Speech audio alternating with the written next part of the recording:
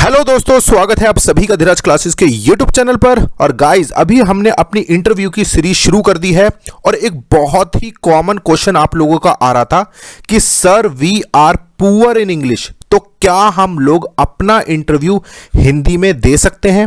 हमारे मार्क्स अगर हम हिंदी में इंटरव्यू देते हैं तो बहुत ज्यादा कट तो नहीं जाएंगे? तो देखिए, इसको लेके मैं आपका डाउट आज क्लियर कर देता हूं। और आप जब केवीएस के इंटरव्यू में जाओगे तो आप पहले से बहुत ज्यादा कॉन्फिडेंट फील करोगे। इसके लिए मैं आपको दो चीजें दिखाना चाहता हूं। पहली तो ये देखिए, आपका टोटल इंटरव्यू 60 मार्क्स का है और उसमें जो आपका टोटल वेटेज है वो आपका 30% है। यानी कि 60 मार्क्स में से जितने भी मार्क्स आपके आएंगे उसका 30% लेंगे और रिटर्न का लेंगे आपका 70%। और ये भी जो आपके 60 मार्क्स हैं ये भी दो जगह डिवाइडेड है। 30 मार्क्स की है आपकी डेमो टीचिंग और 30 मार्क्स का है आपका इंटरव्यू। अब आप कहोगे कि सर आपने ये क्यों दिखाया, ये तो हमें पता है।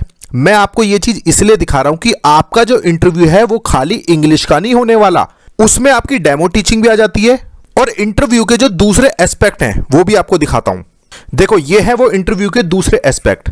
30 मार्क्स की हो गई आपकी डेमो टीचिंग और बाकी के जो 30 मार्क्स हैं वो आपके कुछ इस तरह से डिवाइडेड रहते हैं। यानी कि पहले आ जाता है आपका प्रेजेंटेशन।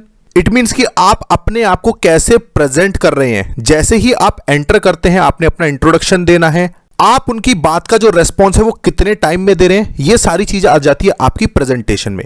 सेकंड है आपकी कम्युनिकेशन स्किल। भाई देखो, ये चीज है यहां पे जरूरी। आप चाहे हिंदी में बोलें या इंग्लिश में बोलें। यहां में अपने मेरे 3 दोस्त हैं जो राजस्थान के हैं।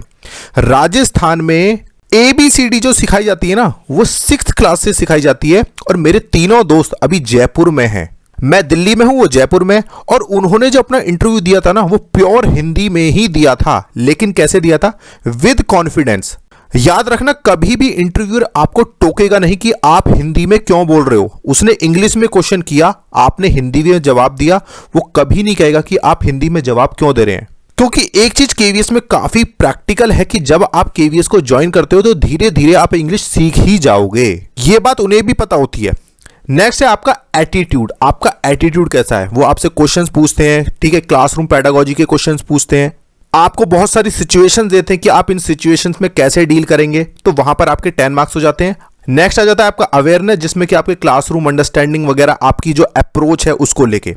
ये जो हेड है ना, ये पिछली बार थे, हो सकता है ये चेंज भी हो जाएं, लेकिन कहीं पर भी इतना चेंज नहीं हो सकता कि आपके जो 30 मार्क्स हैं वो सिर्फ आपकी इंग्लिश पे डिसाइड होंगे या हिंदी पे डिसाइड होंगे। तो ये बात का डर बिल्कुल अपने दिमाग से निकाल दो। अगर इंटरव्यूअर आपसे इंग्लिश में क्वेश्चन पूछ रहा है और अगर आप उसका आंसर हिंदी में दे देते हो तो कोई प्रॉब्लम नहीं है। लेकिन आप जिस भाषा में भी उत्तर दें, आप उसमें कॉन्फिडेंट होने चाहिए। आपकी कम्युनिकेशन स्किल वहां पर जरूर चेक की जाएगी। अब एक चीज और ध्यान रखना, आजकल जितने भी इंटरव्यूज वगैरह होते हैं केवीएस जो कंडक्ट कराता है उसमें वो एक चीज कॉलम ऐड रखता है या फिर वहां पर टिक करने के लिए कहता है proficiency in Hindi and English. और मान लेते हैं कि अगर उसने इस बार वेटेज भी रखा तो वो मैक्सिमम 5 मार्क्स का रखेगा। जैसे आप ये ऊपर कॉलम देख रहे हैं ना, जैसे कि यहां पे 4 कॉलम है, अगर उसने रख दिया proficiency in Hindi and English तो वो ज्यादा से ज्यादा आपको 5 मार्क्स का रखेगा और उसमें आप आराम से 3 नंबर मिल जाएंगे। अगर आप जो मैं नेक्स्ट स्टेप्स बताने वाला हूं अगर आप उनको फॉलो करते हैं तो आप अपने दिमाग से ये बिल्कुल डर निकाल दीजिए कि आपको इंग्लिश के बेस पर इंटरव्यू में कम मार्क्स मिलेंगे, क्योंकि वो किस में इंटरेस्टेड होते हैं? वो कंटेंट में इंटरेस्टेड होते हैं, ना कि आपकी इंग्लिश में। हाँ, 1 या 2 नंबर का फर्क पड़ सकता है। अब जो मैं आपको पॉइंट्स बता रहा था उनको ध्यान से समझ लेना। पहली चीज जो आपको हमेशा याद रखनी है, मैंने आपसे कहा भी था, give your introduction in English. हमेशा अगर आप इंग्लिश में पुअर हैं तो स्टार्टिंग आप रखें अपने इंट्रोडक्शन को, एक अच्छा सा इंट्रोडक्शन इंग्लिश में प्रिपेयर कर लीजिए। मैंने आपको कल इसके लिए एक वीडियो बना के दी थी।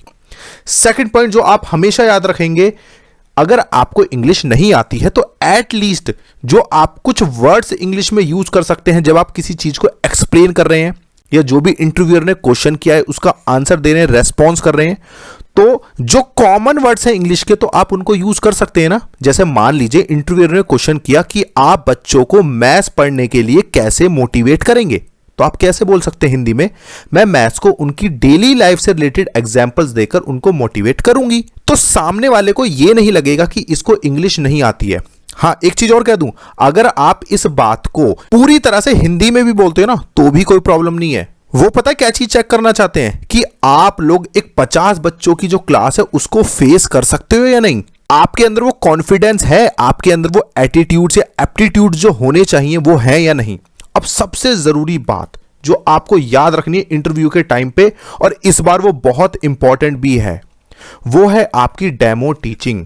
डेमो टीचिंग इस बार 30 मार्क्स की है और जरूर कराएंगे आपसे। तो डेमो टीचिंग में बहुत अच्छे से आप प्रिपरेशन करें, टॉपिक्स जो भी आप ले रहे हैं उसे अच्छे से इंग्लिश में कर लें, तो आपको कहीं पर भी ये नहीं लगेगा कि हमें इंग्लिश नहीं आती, और सामने वाले को भी नहीं लगेगा। आप इंटरव्यू को लेके बिल्कुल भी मत डरो, क्योंकि जो इस बार मेन हाईलाइटेड है that is the demo teaching. अगर आप यहां पे अच्छे से स्कोर कर ले तो है ये 30 मार्क्स ही, बाकी 30 मार्क्स के मैंने आपको बता दिए। तो बच्चों आपको यहां पर अपना मेन फोकस रखना है। आगे की वीडियोस में इसी टॉपिक पर कि डेमो टीचिंग में हमें कौन से टॉपिक्स लेने हैं, क्या पढ़ना है, कैसे पढ़ाना है, ये सारी चीजें मैं आगे की वीडियोस में लेकर आऊंगा।